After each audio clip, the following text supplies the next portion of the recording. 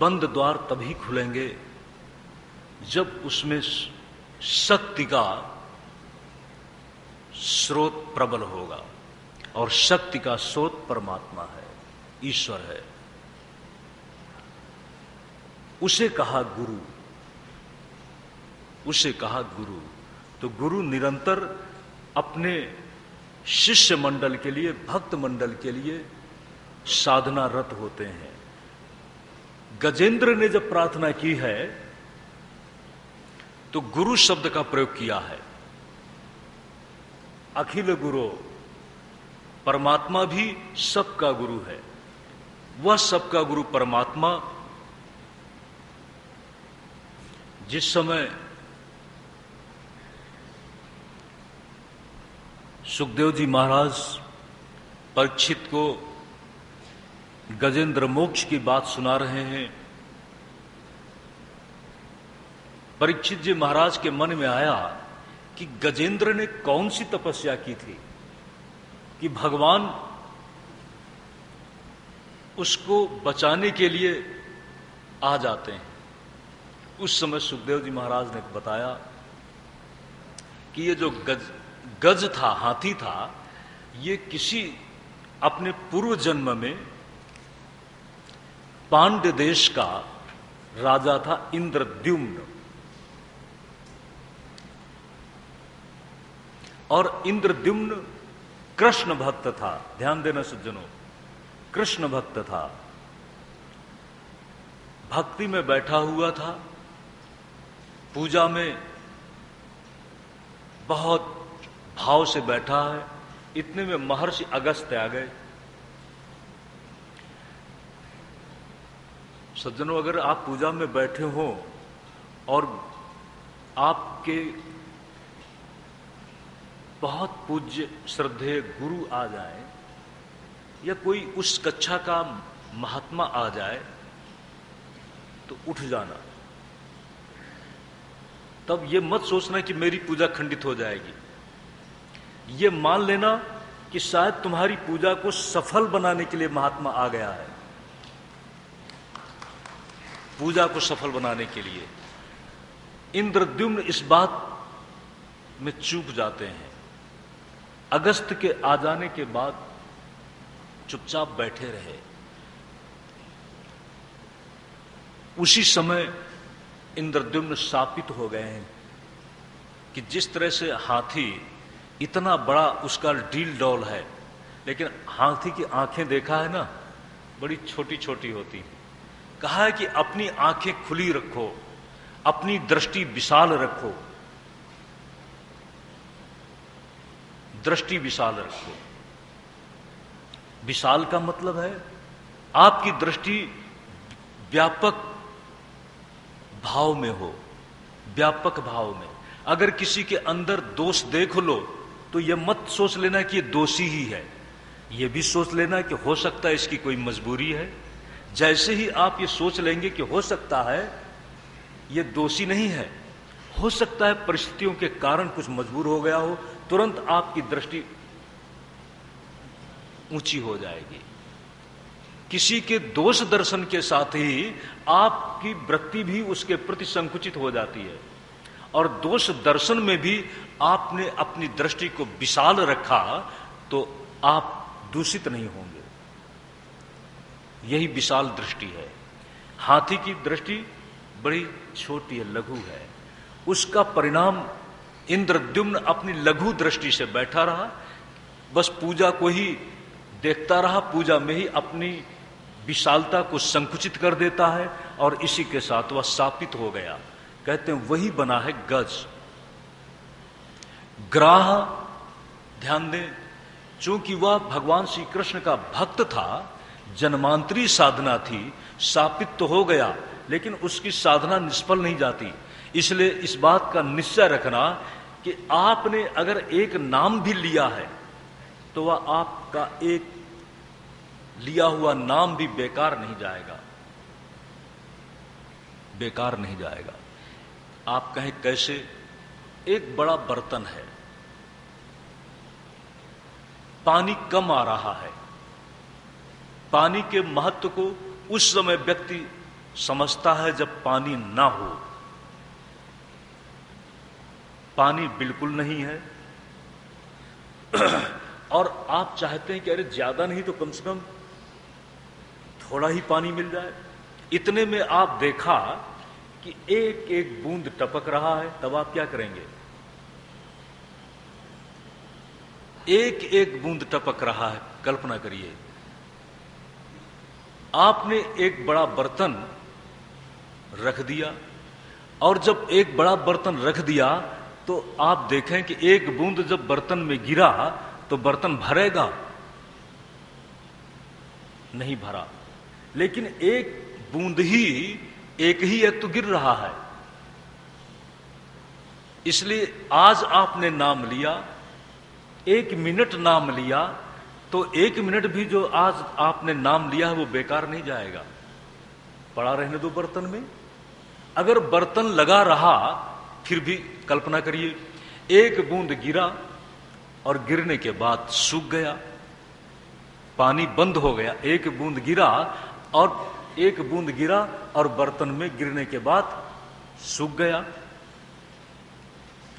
मैं आपसे कहूंगा बर्तन को लगा रहने दो। अगर बर्तन लगा रहेगा तो दूसरा बूंद गिरेगा, जो सूख गया था अब सूखेगा नहीं, अब वह स्थिर हो जाएगा। एक बूंद सूखा, दूसरा बूंद गिरा, वो थोड़ा स्थिर होकर के रहेगा, तीसरा बूंद गिरेगा, आज नहीं तो कल आपका बर्तन जरूर भरेगा। इसी तरह से कभी निष्फल नहीं जाएगा। इसी तरह से ये सत्य है। इसी को कहते हैं जन्मांतरी साधना का परिणाम। इंद्रद्युम्न इसी साधना के बल पर भगवान को अवतरित कराने में समर्थ हो गए। दूसरे जन्म में जो ग्राह था, हुहु नाम का गंधर्व था। महर्षि देवल अपनी साधना में थे, उनसे शापित होकर के वो नदी में साधना कर रहे थे और वो क्रीड़ा कर रहा था। महर्षि देवल का पैर पकड़ लेता है। महर्षि देवर ने उसको शाप दिया था। वही हुहु नाम का गंधर्व ग्राह बनता है। लेकिन महर्षि का जो शाप था उसके लिए वरदान बना, दिव्य भाव को प्राप्त हुआ। कभी कभी बड़ी कठोर कृपा होती है और कभी कभी उस कठोर कृपा में पहले तो बड़ा खेद सा होता है, लेकिन परिणाम में बहुत बड़ा कोई हित सिद्ध होता है। इसीलिए सज्जनों कहा है, महापुरुष चेतांसी कौन विज्ञातुमर्हसि। महज्जनों के आशीर्वाद तो होती ही है, कभी कभी उनकी कठोरता भी अपने लिए वरदान बन जाती है। इस भाव से हम इस आख्यान को, इस कहानी को देखें।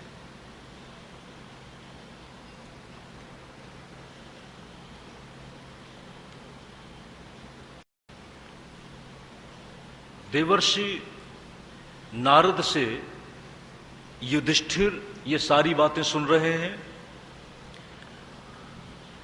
देवर्षि नारद और युधिष्ठिर के संवाद को सुखदेव जी महाराज परीक्षित के सामने प्रस्तुत कर रहे हैं। इसी के साथ बताया, हमारे जीवन में कभी कभी अनजाने में भूल हो जाती है, वो तो क्षम्य है, लेकिन जान करके भूल ना हो। किसी समय इंद्र अपनी मस्ती से ऐरावत में बैठे हुए कहीं जा रहे थे। इसी के साथ महर्षि दुर्वासा अचानक रास्ते से गुजर रहे थे वो मिले। दुर्वासा जी ने जो उनके गले में पड़ी हुई दिव्य माला थी वो इंद्र को आशीर्वाद के रूप में दे दिया, और इंद्र उस माला को पाकर, ध्यान दे सज्जनों, आपको एक फूल जब दिया जाता है तो उस फूल में क्या है? वही फूल आप हमारे पास लाए, मंदिर में ले गए, मंदिर में भगवान के चरणों में फूल पहुंच गया, और पुजारी वही फूल जो मंदिर में भगवान के पास पहुंचा था आपको भेंट में दे रहा है। तो वह फूल है? नहीं। जिस समय आपने माली से उसको खरीदा उस समय तो वो फूल था, माला थी, लेकिन जब वह आपकी भावना से मंदिर में पहुंची और मंदिर में भगवान के चरणों में पुजारी के द्वारा रख दी गई, और उसके बाद फिर वो माला सामान्य माला नहीं रही, सामान्य फूल नहीं रहा, किंतु वह आशीर्वाद बन गया, नमन बन गया। वह फूल जब माली के हाथ से आपने लिया था, जमीन में गिरा तो आप उठा लेते हैं, नमस्कार नहीं करते हैं, लेकिन जब भगवान के चरणों में फूल पहुंच गया और आपको देने के बाद हाथ से फिसल गया, तब आप उसको उठा करके नमस्कार करते हैं। इंद्र ने सोचा दुर्बुद्धि आ गई। ध्यान देना सज्जनों, विनाश काले विपरीत बुद्धि ही। इंद्र ने सोचा ये क्या महात्मा अपने गले की माला हमको दे रहे हैं। उस माला को लिया और हाथी की तरफ बढ़ा दिया। हाथी की तरफ माला को फेंकता हुआ देखकर दुर्वासा जी को लगा कि अब इसका दुर्दिन आ गया है। ये दिव्य माला अगर तिरस्कृत कर दी गई तो अब इसकी दिव्यता खत्म हो जाएगी। इंद्र के द्वारा उस माला का अपमान होने के साथ इंद्र की राजश्री, राज्य लक्ष्मी छीण हो गई। देवताओं की जो श्री थी, देवताओं की जो गरिमा थी, अगर राजा ही छीण हो जाए तो राजा के अधीन जो होंगे वो भी अपने आप में छीण हो जाएंगे, हतश्री हो गए। आपने एक शब्द सुना है यशःश्री। यशःश्री कई तरह की लक्ष्मियां हैं। यशस्विता भी श्री है। किसी का यश खत्म हो जाए तो सज्जनों उसके पास भोग लक्ष्मी हो भी तो जिसका नाम खत्म हो गया उसके पास क्या रहेगा? संभावितस्य चा कीर्ति मरणात् अतिरिच्यते। तो दोनों ही इंद्र के साथ नहीं रही, न यशःश्री रही और न तो राज्य लक्ष्मी रही। इसी के साथ देवकुल असुरों के द्वारा आक्रमण कर दिया गया। जब असुरों के द्वारा आक्रमण किया गया, ध्यान देना सज्जनों, ये आपको पहले बताया जा चुका है। ये दैत्य कौन है? कश्यप महाराज की पत्नियों में एक तो अदिति है, अदिति देव माता है, और अदिति के अलावा दनु, दिति और भी बहुत सी हैं, यामिनी, पतंगिनी, इस तरह की कई पत्नियां हैं। उनसे अलग अलग संतानें पैदा होती हैं। तो सच तो यह है कि दोनों आपस में कजिन हैं, भाई हैं, एक पिता की संतान है लेकिन उनकी माताएं अलग अलग हैं। पिता का भी लक्षण है, लेकिन पिता के लक्षण के साथ साथ माता का भी जो संकल्प था, संस्कार था, उनमें मौजूद था।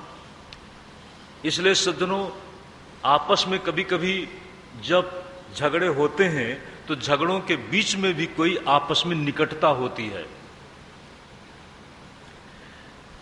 असुरों ने देखा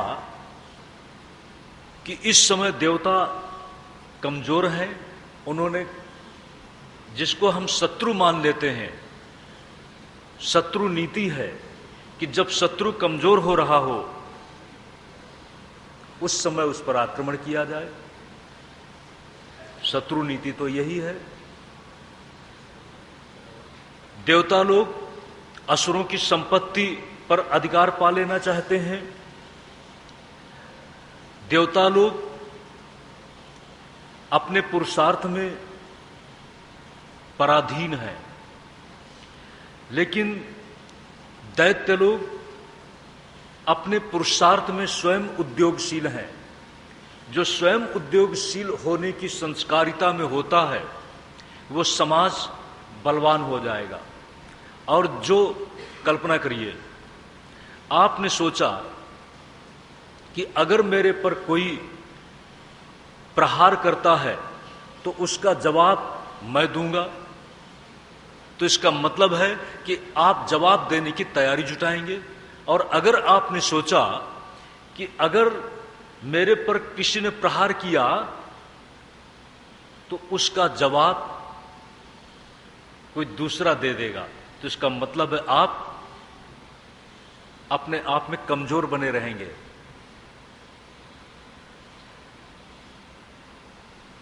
देवता लोग किसी भी व्यवस्था में पराश्रित हो गए और दैत्य दानव ये मानते हैं कि अपने पर किसी भी प्रहार का मुकाबला हम खुद करेंगे। इसलिए पूरा जो दानव समाज है, दैत्य समाज है, प्रबल हो गया, सबल हो गया। इसलिए सूत्र ख्याल रखना सज्जनों, अपनी रक्षा के लिए स्वयं उद्योगशील रहना। अगर समाज को सामूहिक रूप से सबल बनाना है तो यह सूत्र याद रखना होगा कि अपने आप को व्यक्तिगत सबल बनाना। जब असुरों के द्वारा आक्रमण हुआ तो देव समाज इधर उधर भटकने लगा। देव समाज की रक्षा के लिए समुद्र मंथन की योजना बनी। ये जो समुद्र मंथन की योजना है चाक्षुष मनवंतर में घटित हुई है। चाक्षुष, चक्षु के पुत्र हैं चाक्षुष। जिस समय योजना बनी कि समुद्र का मंथन हो तो देवता अकेले मंथन कर नहीं सकते थे। अमृत का लोभ दिखाया गया और अमृत पाने के उद्देश्य में दोनों के बीच में संधि हुई है। कहा है कि शुभ कार्य के लिए, किसी निर्माण कार्य के लिए अगर आपको हीन संधि भी करनी पड़े तो हीन संधि कर लेनी चाहिए। अरयोप ही संधेया सति कार्यार्थ गौरवे। देवताओं ने आपस में विचार किया और असुरों के साथ संधि कर लिया। संधि के बाद जब समुद्र मंथन की प्रक्रिया शुरू होती है तो जिस तरह से आपने देखा है दधि मंथन, दधि मंथन का प्रसंग शुरू होने वाला है। तो दधि मंथन कब करेंगे? दूध का सार क्या है?